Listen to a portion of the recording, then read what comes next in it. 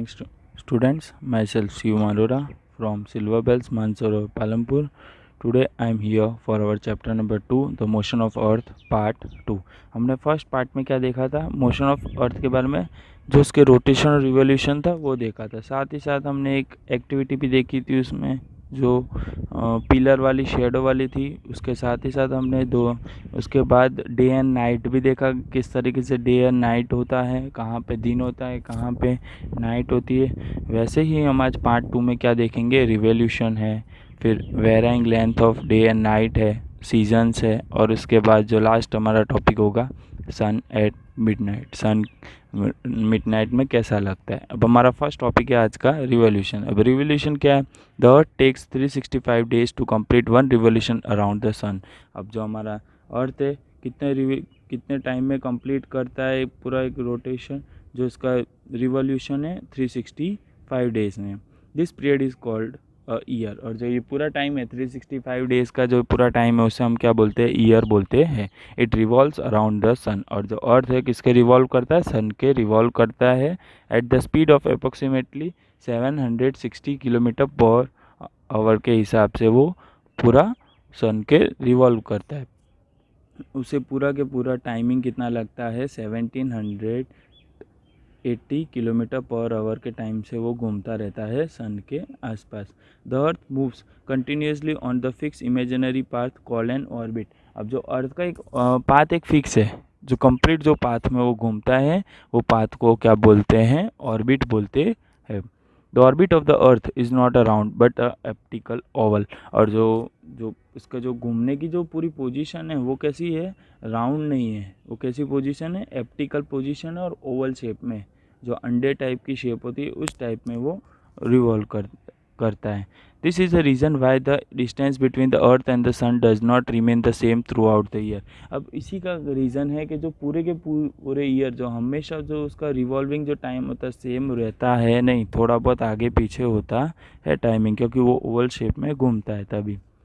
The earth revolve around the sun at the speed of approximately 780 kilometres. और जो अर्थ है वो कितने रिवॉल्व, जैसे मैंने आपको बताया 1780 किलोमीटर आवर की स्पीड से वो घूमता है। The moon revolves around the earth and the earth revolves around the sun. अब जो मून है वो किसके रिवॉल्व करता है, अर्थ के रिवॉल्व करता है, और जो अर्थ है वो किसके रिवॉल्व करता है, सन के रिवॉल्व करता है। The earth make an angle of 23.50 degree to it an axis and 66.50 degree to its orbit. और जो अर्थ क्या अपने एंगल बनाता है जो घूमने के, वो कौन से क्या कितना होता है, 23.50 टू इट एक्सिस। उसका एक्सिस कितना होता है, 23.50, और जो उसका ऑर्बिट कितना होता है, 66.50 होता है। The tilting of the earth its axis cause the varying length of the day and the night and also change the in seasons. और जो ये अर्थ की जो रोटेट करने का जो पार्ट है उसी की वजह से क्या होता है, यहाँ पे लेंथ की वजह से जो हमारे जो सीजन्स के जो चेंजेस होते हैं वो भी उसी के अंदर आते हैं।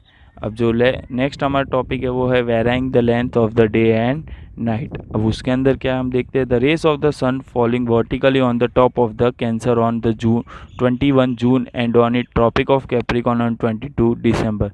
अब जो सन की रेस है falling vertically tropic of Cancer पे वो कौन सी डेट को होती है, 21 जून को होती है। और जो ट्रॉपिक ऑफ कैप्रिकॉन पे होती है वो कौन से पे होती है, 22 दिसंबर पे होती है। Where the rays fall vertically the days are longer. और जैसे जैसे वो उसकी रेस वर्टिकली फॉल होती है वैसे वैसे डे क्या होते हैं, लॉन्गर होते हैं। And where there are slanting days are shorter. और जब भी वो क्या होता है, थोड़ा स्लैंट होता जाता है, वहाँ पे डेज क्या होते हैं, शॉर्टर होते जाते हैं। The two tropic are in opposite hemisphere. और जो ये दोनों के दोनों ट्रॉपिक है वो कौन से अपोजिट पार्ट पे है, जैसे आपको ये फिगर के अंदर आपको देखने मिल रहा होगा। Thus the seasons in the northern and the southern hemisphere are opposite। और जो seasons होते हैं वो क्या होते हैं, opposite होते हैं। वो कहाँ पे, हेमोस्फीयर के अंदर। अब आपको डायग्राम के अंदर भी आपको जैसे ऊपर देखने मिल रहा होगा, ओके। अब उसी को रिलेटेड ही यहाँ पे आपको 5 क्वेश्चंस दिए गए हैं नीचे बच्चों एक्टिविटी के लिए। आपको ये 5 के 5 क्वेश्चंस आपको अपने नोटबुक में लिखने हैं और इन ओन वर्ड्स, ये आपका होमवर्क है। ओके, अब हमारा नेक्स्ट टॉपिक है वो है सीज़न। हम वो देख लेते हैं सीज़न क्या है। The earth rotates on it axis in the same direction while revolving around the sun on it orbit. अब जो हमें अर्थ का पता है वो अपने खुद की एक्सिस पे सेम डायरेक्शन में घूमता है, और जो सन और सन की मेन ऑर्बिट के अंदर। Due to the north pole face the sun are regular intervals. इसी की वजह से क्या होता है, जो नॉर्थ पोल जो उसका फेज होता है वो इंटरवली होता है, घूमता रहता है। The rays of the sun fall vertically either on the north और साउथ ऑफ द इक्वेटर। और जो रेज होती है सन की वो वर्टिकली क्या होती है, नॉर्थ और साउथ के इक्वेटर पे आती है। This cause the variations in the length of the days and the night. और इसी के वजह से क्या होता है, हमारे डे और नाइट के ऊपर वेरिएशंस देखने मिलती है हमें। Those part of the earth which receive more sunlight those part of the earth which receive more sunlight experience summer, and while those that receive less sunlight receive winter। अब इसमें बताया गया है कि ऐसे पार्ट पे जहाँ पे मोर सनलाइट देखने मिलती है वहाँ पे हमें क्या मिलता है, समर मिलता है, और जहाँ पे कम सनलाइट हमें आती है वहाँ पे क्या होता है, विंटर होता है। हमें पता है कि जितनी सनलाइट ज़्यादा होगी वहाँ पे उतनी गर्मी होगी, तो गर्मी होगी तो समर ही आएगा, और जहाँ पे कम सनलाइट होगी ठंड तो वहाँ पे ठंडक होगी, तो वहाँ पे कौन सा सीज़न आएगा, विंटर आएगा। The northern hemisphere experience summer in the period between 21 March two 21 सितंबर। अब जो नॉर्दर्न हेमिस्फीयर है उसके अंदर आपको क्या बताया गया, समर की टाइमिंग क्या बताई गई है, 21 मार्च से बताई गई है, 21 सितंबर तक बताई गई है। While in the winter in the south hemisphere during that period. और जो साउथ हेमिस्फीयर के अंदर उस टाइम पे वहाँ पे वो टाइमिंग बताई गई है। The change of the season is a phenomena that directly affect the human life.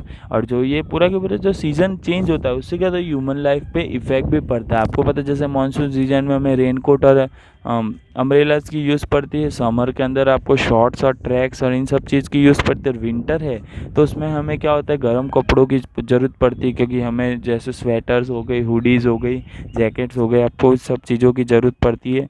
वैसे आपको डायग्राम में नीचे आपको दिया, इस डायग्राम हमने जो भी देखा डायग्राम में आपको सब कुछ मैंने बता रखा था कि कौन कौन से टाइम पे लॉन्गेस्ट डे होते हैं, कौन कौन से टाइम पे शॉर्टेस्ट डे होते हैं। ओके, अब आपको नीचे नीचे यहाँ पे एक और एक्टिविटी यहाँ पे दी गई है, list of some festival and the seasons of the celebration in given below. आपको यहाँ पे कुछ फेस्टिवल्स बताए गए, जैसे होली समर में आती, दिवाली विंटर में आती, क्रिसमस विंटर में आती। वैसे ही आपको यहाँ पे सेकंड दिया गया सीजन्स और अदर कंट्रीज़। आपको कंट्री और सीज़न के बारे में बताया गया था। ये कंट्री केन्या है, उस वहाँ पे कब आता है ये सीज़न, जापान में कब, और क्रिसमस वहाँ पे क्या क्या होता है। ये हमारे इंडिया का बताया गया आपको।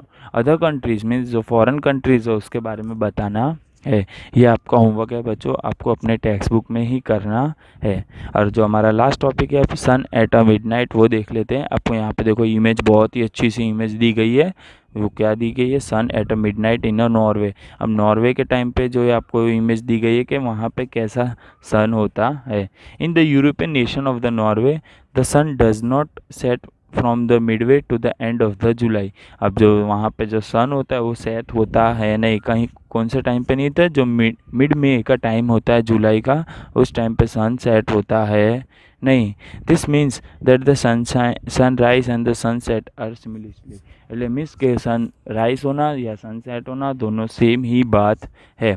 सो the sun is seen even at a midnight. और तभी वहाँ पे सन मिडनाइट को भी देखने मिलता है। ओके स्टूडेंट्स, हमने आज ये 3 टॉपिक पढ़े।